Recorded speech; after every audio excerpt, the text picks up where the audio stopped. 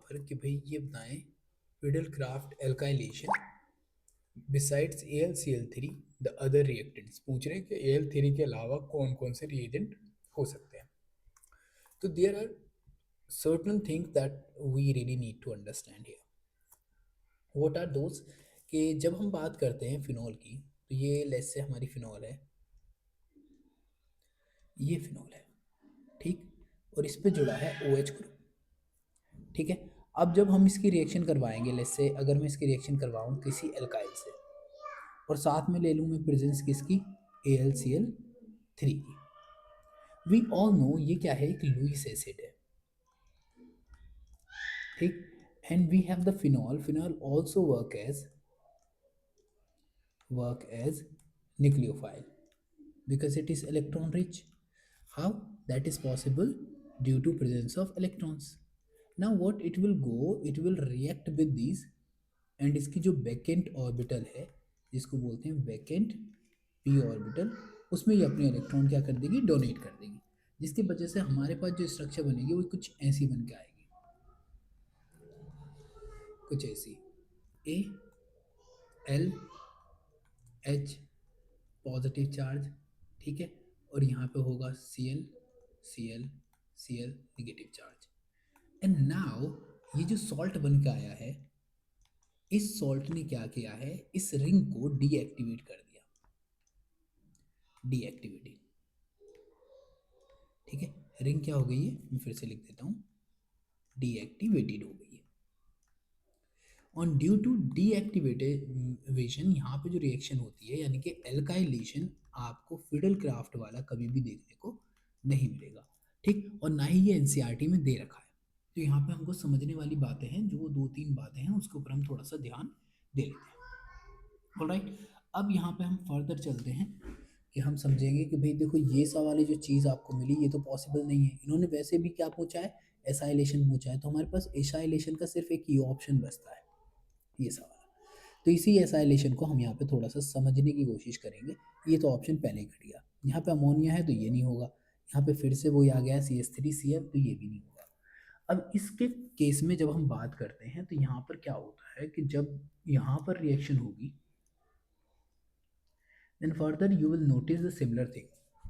What that will happen, कि सबसे ज़्यादा जो फेवरेबल कंडीशन होती है इसके अंदर वो होती है ये. Let me remove this. सबसे ज़्यादा जो फेवरेबल कंडीशन होती है वो ये होती है कि ये लोन पेयर यहाँ से आए, यूँ यहाँ अटैक करें, एंड देन इसको शिफ्ट कर दें वापस और ये इधर चला जाए, तो हमारे पास क्या बन के आएगा, हमारे पास ये बन के आएगा. पहली कंडीशन ये है. लेट्स से ये हो गई हमारी O, ये आ गया C, ये है, और ये आ गया CH3, यानी कि formation of ester that you have studied already, ठीक है. दूसरी कंडीशन क्या हो सकती है कि यहाँ से वाला जो ग्रुप है इसको एक्टिवेट कर रहा है, तो ये यहाँ पर अटैक करेगा और हमारे पास बन के आ जाएगा ये OH, यहाँ रहेगा, साथ में ये आ जाएगा C, और ये डबल बॉन्ड O, और ये CH3, ठीक है, इस तरीके से.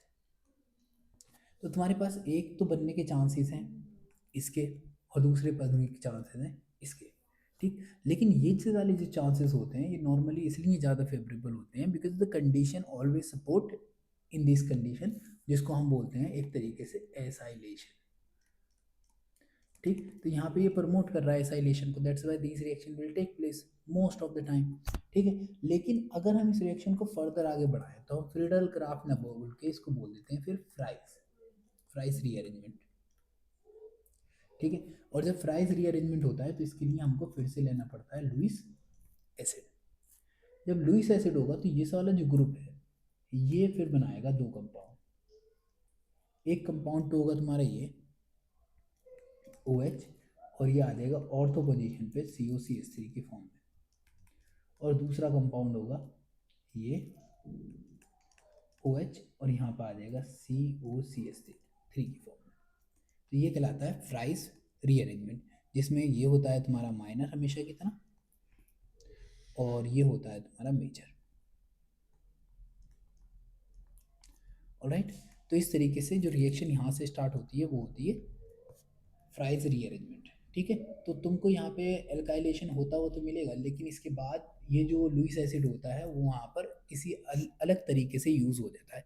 तो that's why you need to understand कि भाई चीज़ें किस तरीके से काम कर रही हैं। ठीक है। अगर यहाँ पे AlCl3 आ जाए तो ये इसको रिंग को डीएक्टिवेट कर देगा and the reaction will not take place. But in this situation जिसमें हम बात कर रहे हैं एसाइलेशन, ये पॉसिबल है लेकिन प्रोडक्ट कुछ ऐसे बनते हैं। ठीक। लेकिन अगर उसके अंदर हमने AlCl3 यूज़ किया है तो रिएक्शन फिर further will go in some other ways. Thank you very much.